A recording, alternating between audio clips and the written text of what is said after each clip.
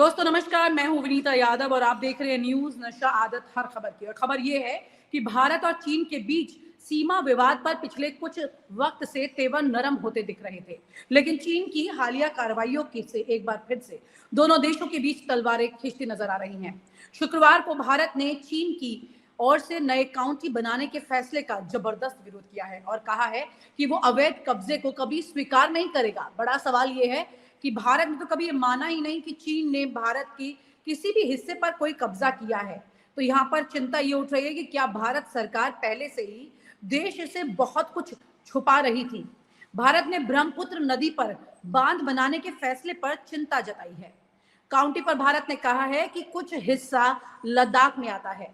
भारत ने शुक्रवार को कहा कि उसने होटन प्रांत में 2 नए काउंटी बनाने पर चीन के सामने गंभीर विरोध दर्ज किया है। भारत का ये कहना है कि इन क्षेत्रों के कुछ हिस्से भारत केंद्र शासित प्रदेश लद्दाख में आते हैं और जिस बात को लेकर इतने लंबे वक्त से ये चर्चा हो रही थी कि लद्दाख में चीन घुस आया है और भारत सरकार उस पर कुछ खास प्रतिक्रिया नहीं दे रही थी, अब शायद बिल्कुल परिस्थिति सामने आके खड़ी हो गई है जिसे वो नकार नहीं सकती है।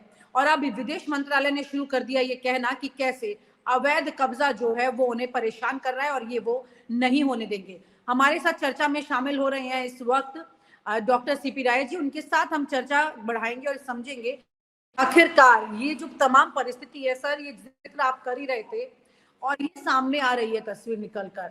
बड़ी बात यहाँ पर ये है कि भारत सरकार खुलकर कोई बात बताती क्यों नहीं है। चीन किस तरह से एक एक करके आज से नहीं पिछले लगभग 5 साल से कुछ ना कुछ एक्टिविटीज वहां करता रहा है और इसको भारत सरकार ने कभी भी स्वीकार नहीं किया है, लेकिन अब वो इस बात पर आ रही है कि भाई वो आगे अवैध कब्जा बर्दाश्त नहीं करेंगे, वो भी तब जब अमेरिका भी चीन की तरफ देखने लगा है। देर नहीं हो गई सर? विनीता जी, आपको ध्यान तो होगा, न कोई घुसा है न कोई आया है। तमाम लोग कह रहे थे कि चीन हमारे क्षेत्र में घुस गया है और कोई बाहरी नहीं कह रहा था।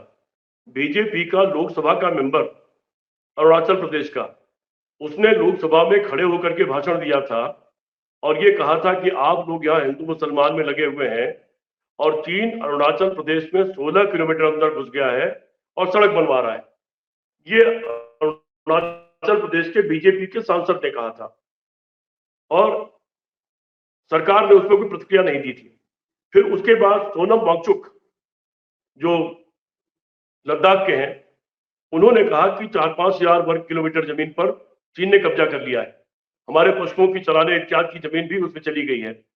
और वो उसको लेकर के 50-60 दिन से ज्यादा वो अनशन पर बैठे रहे। वहां पर 50-50 हजार आदमियों का बड़ा बड़ा जुलूस निकला लद्दाख के क्षेत्र में। सरकार ने उस पर भी कुछ नहीं कहा। जब पहली बार चीन के साथ मारपीट हो गई और हमारे 20 लोग शहीद हो गए, तब ये मालूम पड़ा, सरकार ने कहा कि वहां पर कुछ हो गया है। फिर बाद में वार्ताएं शुरू हो गई, चीन और भारत के उच्च स्तरीय वार्ताएं। तब सरकार ने कहा कि चीन से हमारी वार्ता चल रही है, लोग अपनी अपनी जगहों पर लौट जाए और जिसका जिसका जो पेट्रोलिंग का क्षेत्र हो वो अपना अपना वहां पेट्रोलिंग करे। भारत की सेनाएं काफी पीछे हो गई थी, यहां तक कि हमारी जो पेंगोंग झील है वहां पर भी चीन ने अपना पुल बना लिया, वहां बस्ती बसानी शुरू कर दी और तमाम सैटेलाइट के थ्रू तमाम जानकारियां आती रही कि चीन हमारे किन किन क्षेत्रों में बस्तियां बसा रहा है और फौज के लिहाज से किस तरह से उसको मजबूत करता जा रहा है, अपने सारे नेटवर्क को, अपने इंफ्रास्ट्रक्चर को। अब इधर जब चीन के अखबार से समाचार आया, चीन के समाचार माध्यमों से समाचार आया कि चीन की सरकार ने भारत के अधिकृत तौर में क्षेत्रों को 2 राज्य घोषित कर दिया है और जो उनका अपना गवर्नेंस का सिस्टम है एडमिनिस्ट्रेटिव काउंसिल बनाने का, उन्होंने 2 एडमिनिस्ट्रेटिव काउंसिल बना दी है। ये समाचार जब आया तो हम लोगों ने भी उठाया, आपकी चर्चा में मैंने इसका जिक्र भी किया था इसके पहले, और विभिन्न कॉर्नर से इसको लोगों ने उठाना शुरू किया। जब लोगों ने उठाना शुरू किया तब पहली बार कर सरकार की तरफ से एक प्रतिक्रिया आई है और सरकार ने ये कहा है कि चीन की ये चीज हमको पसंद नहीं है और चीन को यह नहीं करना चाहिए। वो प्रतिक्रिया भी बड़ी ढीली ढाली, बड़ी कमजोर सी प्रतिक्रिया है। आपके इलाके पर कोई आदमी अपनी दावेदारी पेश कर रहा है, उस पर कब्जा कर लिया है, उस पर अपना एडमिनिस्ट्रेशन बैठा रहा है, उसको अपना राज्य घोषित कर रहा है और आज उस पर सीमित प्रतिक्रिया दे रहे हैं, तो इसको देशद्रोह होना कहा जाए तो क्या कहा जाए। चीन ने हमारी हजारों वर्ग मील जमीन कब्जा कर लिया, अरुणाचल प्रदेश से लेके और ऑक्साई चीन से लेके और लद्दाख तक, और उस पर सरकार चुप बैठी देश की जनता को कुछ बता नहीं रही है। मैं यहाँ पर एक जिक्र करना चाहता हूँ। 1962 का युद्ध था। चीन ने भारत पर युद्ध थोप दिया था। भारत बहुत मुश्किल से सैकड़ों साल की गुलामी से बाहर निकला था। भारत के सामने दिक्कत ये थी कि इतनी गरीबी और इतने कंगाल छोड़ के गया था कि इंग्लैंड कि भारत पहले सेना पर पैसा खर्च करे या यहाँ के लोगों की शिक्षा पर, स्वास्थ्य पर, सिंचाई पर पैसा खर्च करे। तो पहले प्रधानमंत्री जवाहरलाल नेहरू जी ने यह तय किया कि चाहे हम हो, क्योंकि हमारे बाद चीन, हम 47 में आजाद हुआ और चीन 49 में आजाद हुआ था, तो उन्होंने, जवाहरलाल नेहरू जी ने यह कहा कि दोनों ही देशों की जो जनता है उनकी अपनी जरूरतें दूसरी हैं, इसलिए ना आप सैन्य ताकत बढ़ाओ, उस पर खर्चा करो, ना हम करें, और पंचशील का सिद्धांत दिया। और उन्होंने कहा कि अपने अपने देश की जनता की भलाई के लिए हमको काम करना चाहिए। लेकिन चीन ने हमको धोखा दे दिया। हम उसके लिए तैयार नहीं थे। हमने मान के चल रहे थे कि हिंदी चीनी भाई भाई का नारा लगाने वाला पीठ में छुरा नहीं भोगेगा, लेकिन उसने पीठ में छुरा भोगा और उसने हमारे ऊपर हमला कर दिया। हमला करने के बाद हमारे लोग बड़ी मजबूती से रिजांगला, दर्जे इत्यादि में तमाम रिजांगला जैसी जगहों पर लड़ाइयां हुई और वो बड़ी मजबूती के साथ हमारी सेनाएं लड़ी और लड़ने के बाद में चीन फिर कुछ हिस्से पे काबिज हुआ, लेकिन फिर धीरे धीरे वो वापस भी लौट गया, क्योंकि वो सारे पहाड़ी क्षेत्र थे और चीन वहां से वापस अपनी जगह पर चला गया। तो ऐसी स्थिति में जब वो हालत थी, जब उतनी कमजोरी थी, तब भी हमारी सेनाएं लड़ी थी और उसमें चीन की सेनाओं को भी काफी नुकसान उठाना पड़ा था। हमारे पास हथियार नहीं थे, जूते नहीं थे, कपड़े नहीं थे, उसके बावजूद लोग लड़े थे और एक ही जगह पर संभवतः 100 से ज्यादा लोग शहीद हो गए थे, रिजांगला जगह पर, जहां पर जो उनकी स्मारक बनी थी। अभी पिछले दिनों आपने पढ़ा होगा कि उस स्मारक को चीन ने तोड़ दिया है और उस इलाके में कब्जा कर लिया है। जब उस वक्त भी कब्जा वो ठीक से नहीं कर पाया तो हमारे लोग बहादुरी से लड़े थे। तो अब ऐसी स्थिति में जब अब भारत की सेना दुनिया की 4 बड़ी सेनाओं में है, भारत बहुत मजबूत ताकत है और चीन का कारोबार भारत के बिना चल नहीं सकता। चीन भारत में बहुत बड़ी पूंजी का एक्सपोर्ट करता है। उस एक्सपोर्ट से चीन का बड़ा काम होता है, भारत एक बड़ा बाजार उसके लिए है। और अगर भारत उसको आर्थिक चोट पहुंचा दे, जैसा मनमोहन सिंह ने किया था। मनमोहन सिंह जी के टाइम में भी चीन ने कुछ हरकत इस तरह की थी, लेकिन मनमोहन सिंह जी ने चीन को आर्थिक चोट पहुंचाने का जो भी बात की हो, चीन तुरंत अगले 48 घंटे में वापस चला गया था। तो या तो आप उसकी आर्थिक चोट पहुंचाए, उसको बुरी तरह से ध्वस्त कर दें।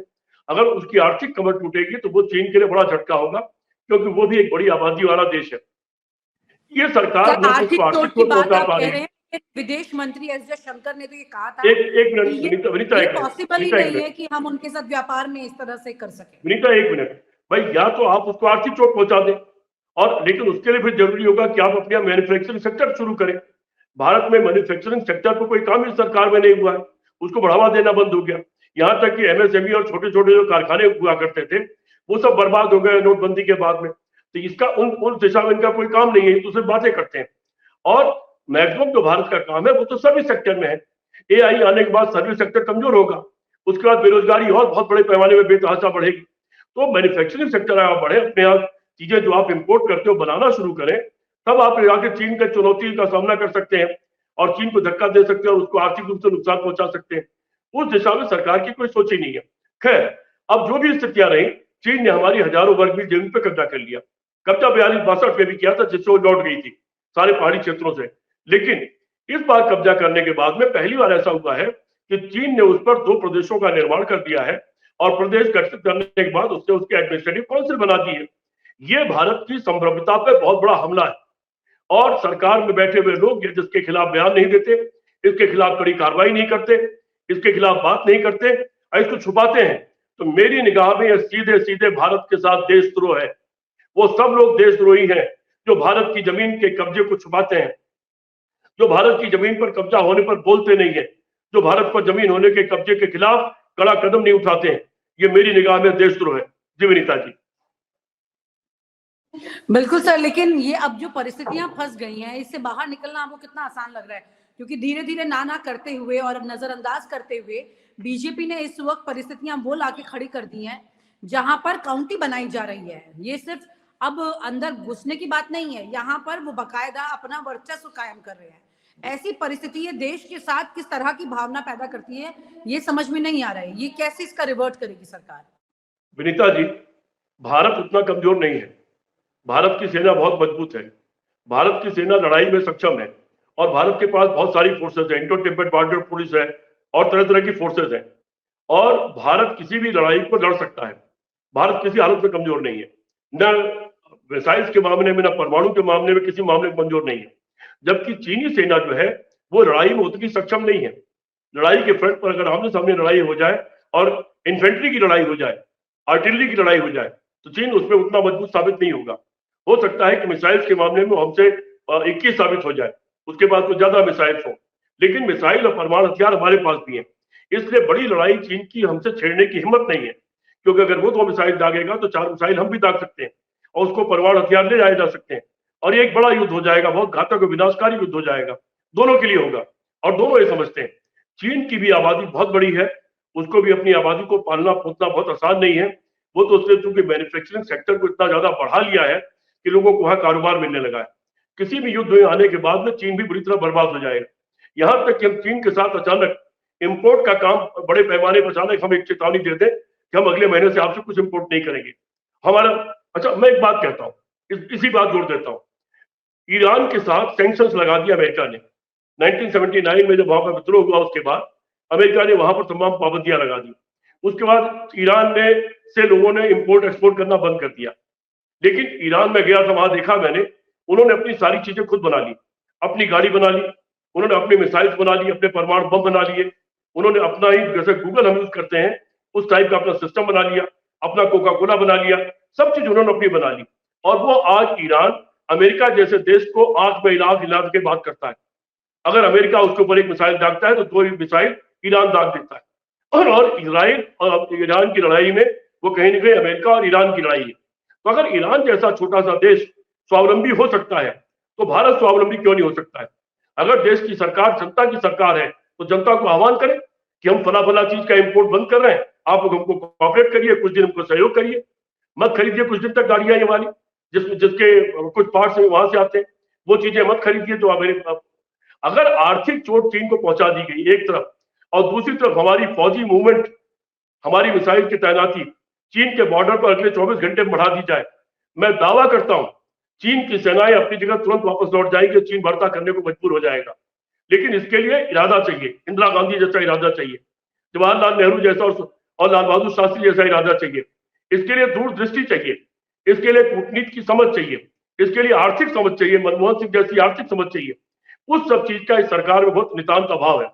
इसी के साथ मैं जोड़ देता हूं 2 बातें। मनमोहन सिंह जी ने आर्थिक मुद्दों पर कहा कि अगर मेरी कहीं जरूरत है तो मैं अपने बात करने को तैयार हूं, आइए मिलजुल करके देश को इस आर्थिक संकट से निकाला जाए। राहुल गांधी ने संसद में कहा कि हम लोग चीन से निपटना जानते हैं, इस तरफ वाले लोग ये सब चीज निपट चुके हैं और सारी फौजी कार्रवाइयां कर चुके हैं, इसलिए जहां जरूरत हो हम आपको सहयोग करने को तैयार हैं। लेकिन ये अहंकारी सरकार किसी से बात करने को तैयार नहीं है, चाहे देश बर्बाद हो जाए, चाहे देश का बड़ा भूभाग कब्जा हो जाए, ये किसी से बात करने को तैयार नहीं।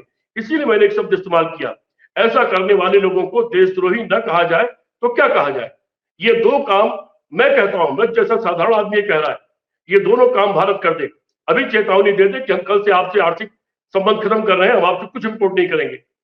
और भारत की जनता को पहले विश्वास मिले, सारे विरोधी दलों के और सारे संयुक्त जितने दल देश में है उनकी संयुक्त मीटिंग बुलाए और उसके सामने व्हाइट पेपर पेश करे कि असल में बॉर्डर की स्थिति क्या है। व्हाइट पेपर पेश करे ईमानदारी से कि चीन के साथ हमारी स्थिति क्या, हमारी कितनी जमीनों पर कब्जा हुआ, चीन क्या कर रहा है, और ये भी पेश करे कि आर्थिक स्थिति क्या है, हमको आर्थिक क्या क्या चोट पहुंच सकती है अगर हम चीन से संबंध तोड़ते हैं। और ये पेश करने के बाद सारे दलों को संयुक्त रूप से कॉन्फिडेंस को लेकर, बहुत हाइपोथेटिकल है क्योंकि अभी खुद अमेरिका, मैं तो सलाह दे रहा हूँ विनीता जी, आपका चैनल लोग सुनते हैं, मैं सलाह दे रहा हूँ, मैं ये सलाह दे रहा हूँ प्रधानमंत्री नरेंद्र मोदी को और आरएसएस की चीफ को, सारे दलों को बुलाइए, उनको विश्वास में लीजिए और सामूहिक रूप से सारे दलों के हेड के साथ प्रेस कॉन्फ्रेंस करिए, चीन को चेतावनी दीजिए, सारे दलों से मिल करके ये कहिए कि हम आर्थिक सैंक्शन लगाने जा रहे हैं चाइना पर, हम उसे इंपोर्ट नहीं करेंगे नंबर, अगर वो तुरंत हमारी जमीन नहीं खाली करता। और साथ ही साथ आर्मी का मूवमेंट को सारे इलाके में बढ़ा दीजिए, मिसाइल्स की तैनाती बढ़ा दीजिए। मैं दावा करता हूं अगले 48 घंटे में चीन हमारी जमीन छोड़ करके वापस चला जाएगा, ये मेरा दावा है। जी विनीता जी। जी सर, लेकिन इस सब में और उनकी एक्टिविटीज में जमीन आसमान का अंतर है, इसीलिए शायद अभी अमेरिका के साथ भी 2 हाथ नहीं कर पा रहे हैं और चाइना के साथ तो क्या ही परिस्थितियां होंगी। बहुत बहुत शुक्रिया सर, ये बहुत सीरियस कंसर्न है जिसको समझने की जरूरत है। Thank you so much. बिल्कुल। और आप हमसे जुड़े रहने के लिए सब्सक्राइब करें YouTube पर, फॉलो करें Twitter पर और लाइक करें Facebook पर। और ज्यादा जानकारी के लिए आपको टाइप करना होगा सिर्फ न्यूज नशा।